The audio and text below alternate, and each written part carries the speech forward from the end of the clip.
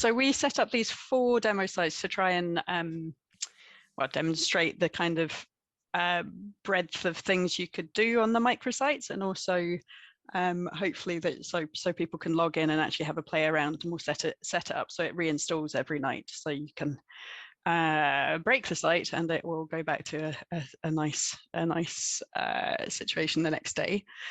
So we've got these 4 sites set up. The first one, site 1, is set up as a kind of information and advice type site.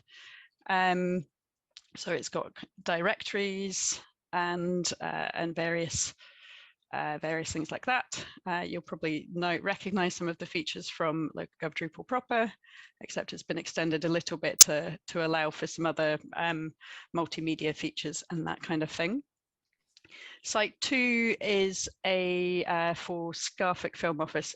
So all of our demo sites are based on the Scarfic Council, which is an imaginary council. Google it if you haven't heard of it. So this is for Scarfic Film Office, more of a kind of brochure site with a bit more of the kind of multimedia features set up. And site 3 was for a kind of park, that kind of thing. And then site 4 is just a pretty basic blog site. So I was going to just show you around on the site. So when we're logged in as an admin, microsite admin, we've got various things. We've got our dashboard, which has recent content and that kind of thing. In the content tab, that's where we go to actually add our content.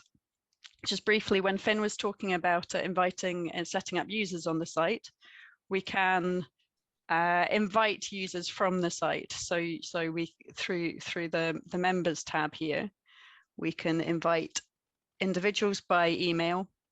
That will send them an email with an invitation to create an account on the site, and then accept an invitation to join this particular site. So that's quite nice. It means you don't have to muddle about in the people tab. And then the invitations, you can see them here and cancel them if you sent it to the wrong person. What we're going to do, we're going to actually create some content maybe. When you're the microsite admin, you can also come here and disable various types of content. So by default, all of them are enabled. This site, if I remember which one it is, we don't need blogs on this site, so we could disable it. And then when we come to add content, we wouldn't see it there. We might need to clear the cache. We might need to clear the cache. We shouldn't see it there, which means it just makes it a little bit simpler for particularly for the content editors to just add the type of content that you want on this particular site, and it only disables it on this instance of the site, not across all of the microsites. So if we won't be able to add blogs now, but if we wanted to add a new page, we can do. We've got various fields set up. The media items are separated by group. So if you upload it to this microsite, it won't be available on the other ones. We can pick something in here, create a banner. Going to add some test content. Oh, can't spell. Typing live to go badly wrong.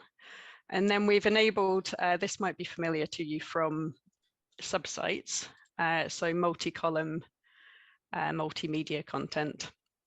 So we can create 1, 2, or 3 column page sections. We can decide on the width of those sections, so it can be contained within the content area, or it can spill right out to the edge of the page.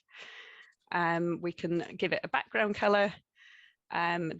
We will see how these tie up shortly, but accent 1, accent 2, and a light gray, and then a little bit of padding as well.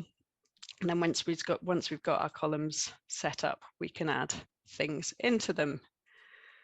I shouldn't have picked a 3 column. It's going to take longer. So we do something like this.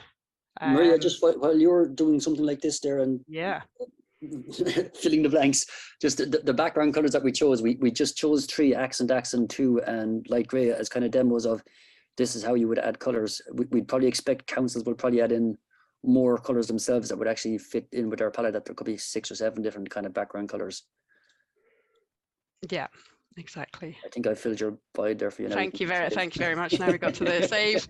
So we've got hopefully a nice 3-column page with some images and a video. I didn't design that very well. So these kind of multi-column, multimedia content sections are available on all the content types we've created. So we've taken the kind of basic events, for example, and extended it to allow a bit more dynamic content, as we saw it was wanted for microsites. Have we got any questions? No, okay. So yeah, what have we got? We've got available to us, we have events. Now you can see we don't have blogs here anymore. I've cleared the cache. Somebody cleared the cache in the background for me, but we've got blogs. We've got events. We've got with the web form that we just saw from Finn. We've got directories. So the directory channel is the main listing, and then we can put directory pages, directory venues, and directory promotional pages into a directory. And we've got news and the basic page.